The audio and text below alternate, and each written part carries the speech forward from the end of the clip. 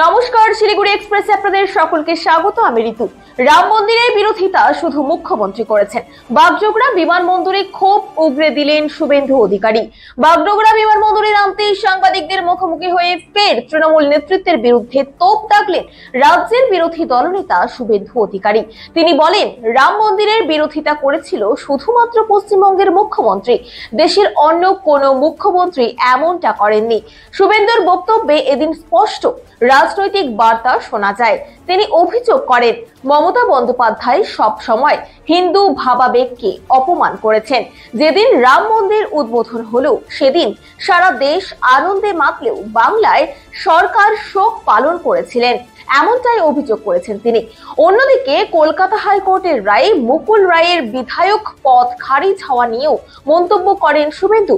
তিনি বলেন, এটা আমার 4 বছরের লড়াইয়ের ফল। আমি সব সময় বিশ্বাস করেছিলাম আইনের পথেই ন্যায় প্রতিষ্ঠা হবে।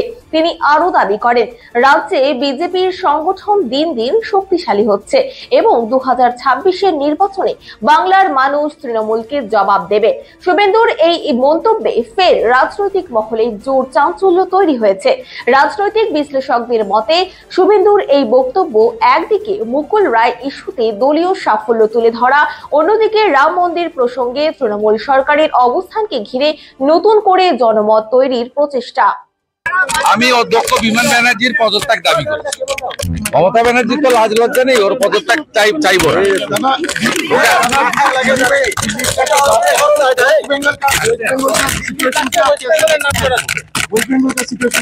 देखिए नहीं इन्वेस्टिगेशन कर रहा है, इसमें ज्यादा टिप्पणी करना ठीक नहीं होगा। इसमें टिप्पणी करना ठीक नहीं है। लेकिन पश्चिम बंगाल में टेररिस्ट ग्रुप का तो यहाँ सेफ शेल्टर है तो मालूम है। पिछले 1 साल में 2 notorious terrorist arrested from 2 parts of the state. One Horiarpara, Murshidabad, Saad Sheikh. He is directly linked with Ansarul Bangla, a Bangladeshi extremist organization arrested by the STF Assam. A second, Javed Munshi, arrested from Canning, arrested by STF Kashmir. He is also notorious criminal extremist.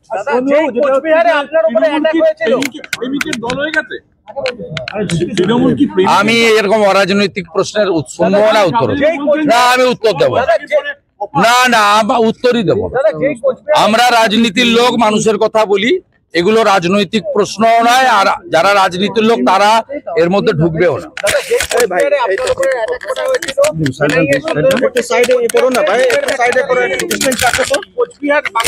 আমি নিজের চোখে দেখে এসেছি, সব বাংলাদেশি, রোহিঙ্গা, মুসলিম এবং তারা জঙ্গি, complete জঙ্গি। পেট্রোল দিচ্ছিল আমার এবং নিশ্চিত প্রামাণিক ছিলাম গাড়িতে।